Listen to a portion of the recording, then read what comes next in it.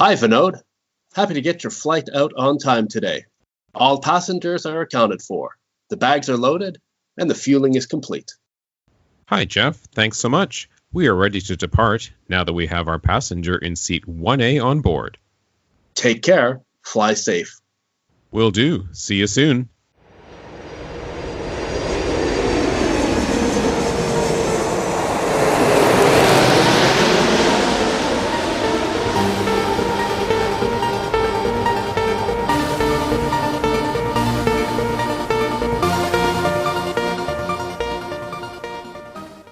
Thank you for listening to us today.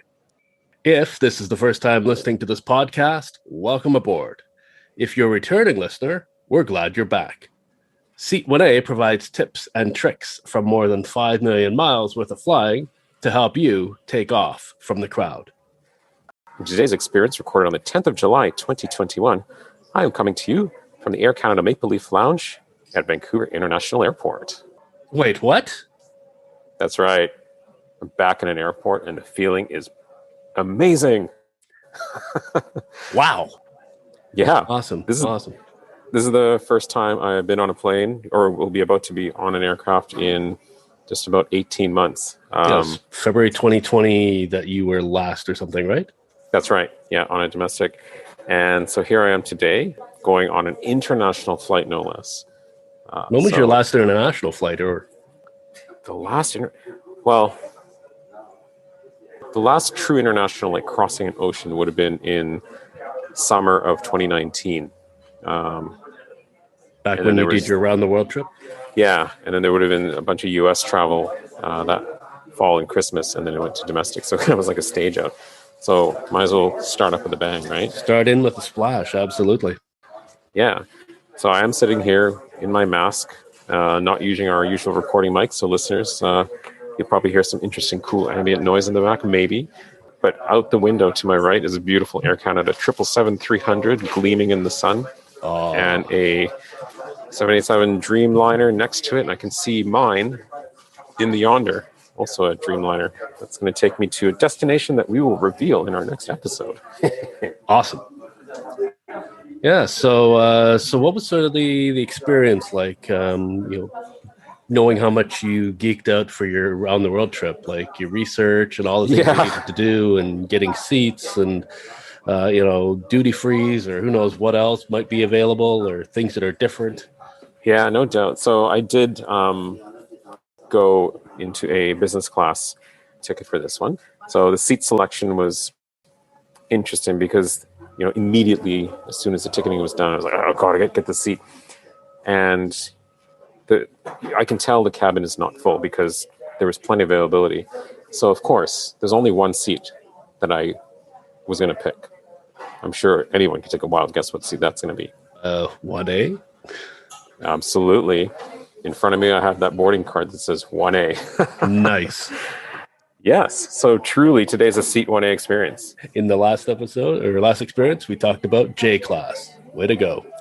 Yeah. So that's what's giving me the line. So it's a nice treat that I'm grateful for to be coming back into the world of travel. So yeah, the seats, and even when I was in the economy, seat map, you could tell the plane isn't 100% full. I don't know if there's aircraft, if they're doing a combi where that's, one of the cabins has actually got cargo. But yeah, so that was an interesting one to start with. I guess we'll find out. Yeah. The documentation and requirements that I've had to go through, the hoops, have been tremendous to go to the country that I'm going to be going. And it'll all make sense if you continue to listen on our next episode as to why. But there's quite a bit to be done in the weeks and days prior to flight. So that was a journey in itself. So numerous tests and verifications and yeah, swabs and whatever, swabs and negative COVID testing, and and going on to apps and doing a bunch of stuff, and all that kind of boils down to when you go to check in. So, some things don't change. I go to check in, and the questions start. Okay, passport, and then this and that, and then I have to start producing the certificates of testing and all. I'm pretty sure the agent I had I was the first person going to this destination that she had checked in ever. Like maybe she had just come back and started her shift. She was very confused because the computer's telling her to do a bunch of stuff and she wasn't sure.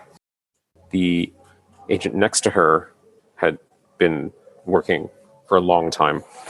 So I had to keep on piping in. And you could see there was a bit of frustration as it was going along. So I just sat back and relaxed and let them do their thing. And they figured it out. All right. Yeah. So I'm expecting, I believe, at the gate there's going to be another round of verifications and inspections. So yeah, more Did to you come have to do on that. any heat thermometers or anything, or infrareds? The only one I've encountered so far is as I was going into pre-board screening security. Okay. Step on a mat, temperature check, and that's it. So that's the only one so far. Right. As I experienced last summer, kind of like the photo screen almost. Correct. Yeah. Yeah. But to be honest, the airport feels really good. There's quite a few people traveling. Like there's a nice buzz. And what's interesting is it doesn't feel chaotic, which maybe a year ago it might have for those that were traveling. Like people know what they're doing. They know how to distance. Everyone's got a mask. They know where they're walking to, how to avoid. It's good. I think it feels nice and it feels great to see things coming back online. That the shops are fully open. You know, workers are here in their jobs, living their life. And meanwhile, you're dealing mostly with just sort of the experienced travelers, by the sounds of it. I think so, but just in here alone, I see like families with Okay. young children and stuff like that. So it's happening. Awesome. Now, any changes? Say like new things for booking, say like duty free or otherwise. Were you able to go through shop or online, or how does that work?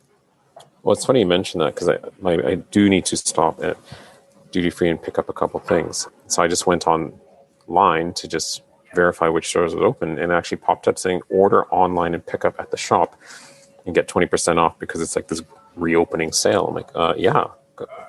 Fortunately, this time I knew what I needed, so it was quite easy. But yeah, so that was a neat thing. So I'll see how that goes. I really hope they have it ready for me when I get there.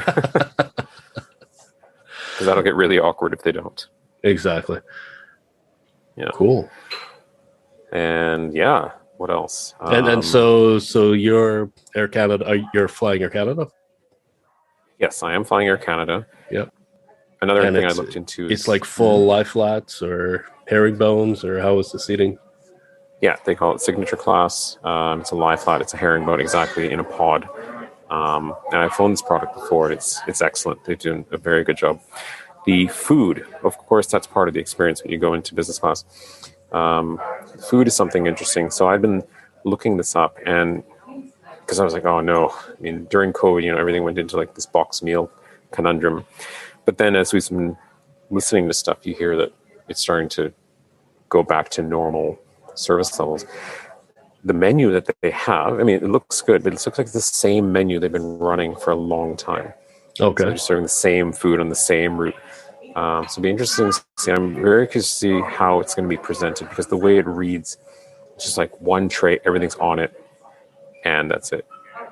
Versus bringing it out in courses as you normally would in regular times in an upper class. So yeah, so we'll see how that goes. And even like the alcohol list, usually there's a big wine list, and you can order your gin and tonics or whatever, your champagnes or whatever. Right? The menu, at least according to the menu that I'm seeing, it's like there's beer, there's wine, I think there's a champagne, and that's kind of it.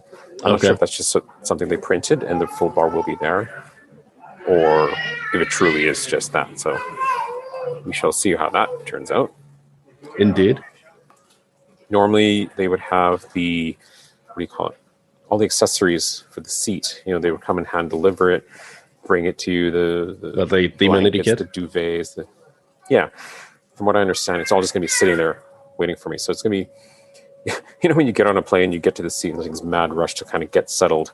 Yeah. You put your stuff away. So now you also have to deal with a bunch of stuff that's there as well. So we'll see how this goes. Yeah, so the service level will be that. The annoying part, well, I shouldn't say annoying. I mean, it's all for the greater good. You have to have a mask on at all times during flight, except when eating. So that's going to be uncomfortable. But a travel hack, and I think this mask thing will be around for a while. So here we go. Seat 180 tip. If you happen to have over-ear headphones, like a big, audio headphone, a Bose, a Mr. Beats, or whatever they all are, loop the mask through the headphone versus around your ear to save your ears. Yeah. That's a good hack. Yeah. I tested it at home, and it's fine. It felt like I wasn't wearing a mask apart from the front part, but it'll save the ears for 10 hours. Cool. So there's another hint. My flight's going to be just under 10 hours. So all these people are logging into, say, Great Circle Mapper and trying to figure out nautical miles from Vancouver, roughly 10 hours. Yeah. Where's he going to land? A lot of options. So, yeah, this is very exciting. I've heard of our friends at layovers. I think one of them, when they got on the plane after the long hiatus, they broke down in tears. It may or may not happen. We'll see. But it's almost like the nostalgia when you're a kid and you hadn't been on a plane for a while, or you went onto a new flight. Everything's going to be fascinating. I think it's going to be fascinating once again for a brief period. I can imagine. Emotionally for me, last year I felt it when we hit, takeoff speed and rotation. It was just like, wow, I'm off the ground again. Yeah, this is happening. So my general golden rule is I never really get 100% fully excited about whatever trip I'm going on until I am wheels up. That's kind of like my benchmark, because anything can happen up to that point. Right. Yeah. Excellent. Well, I know this one. So let's see where this goes. Exactly. I know this experience will be shorter because, well, there's planes to catch and duty free to pick up.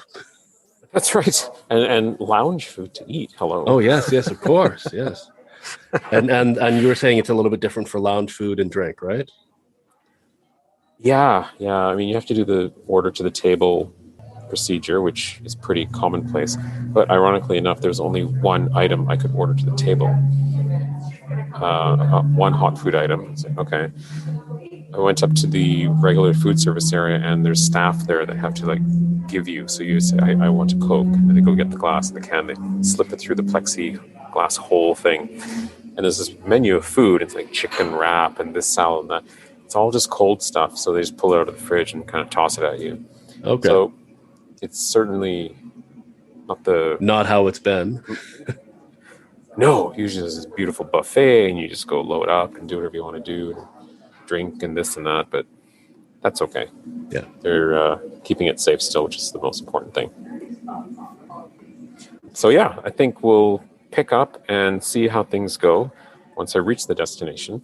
Yes, you're also going to be going on a trip soon. Yes, so in early next week, I'm actually flying a ticket that I had intended to originally fly in December, and it got postponed twice. So it's also an Air Canada flight back out to Western Canada, to Calgary. Will be my first ever time in an Airbus 220. So we'll see how that goes as well. Very nice. So that'll be interesting to see. And the other interesting thing with that was, because Air Canada has gotten bailout money and they were required to make sure that all of their cancellations and refunds were done, I got an email earlier this week. They said, okay, well, you booked a ticket in October. Click here if you want a refund for that one. And I'm like, no, I actually just want to fly it. No doubt. Yeah, you legitimately just need to go somewhere.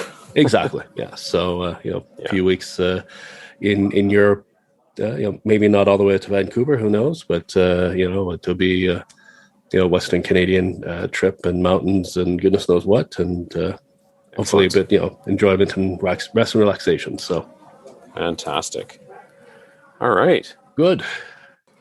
Well, boarding time is going to be coming up, so we're absolutely shut this down in a few minutes here, and I'll start weaving through the terminal and enjoying that feeling once again. Absolutely. Keep the blue side up. That's right. All right. That wraps up Experience 49 of the Seat 1A podcast. And to look forward to in our upcoming Experience we will be celebrating experience number 50 from a very interesting place. Little teaser for you. Excellent. So if you like this podcast experience, please be sure to rate us and subscribe. Tell your friends and fellow travelers about us. Make sure you visit us at podcast.seat1a.org for complete show notes. That's Sierra, Echo, Alpha, Tango, the number 1, alpha.org. Feedback, addenda, letting us know where we messed up. You can send all that to stories@seat1a.org. We've also set up a page at Patreon in case you want to read us there. That's at patreon.com/seat1a. Links included in the show notes. And as always, we're happy to hear from you and your crazy travel experiences or just where you're listening to us from. Until the next time, I'm Jeff. Thanks for listening. And I'm Vinod. You're cleared for takeoff, and so am I. Have a great flight.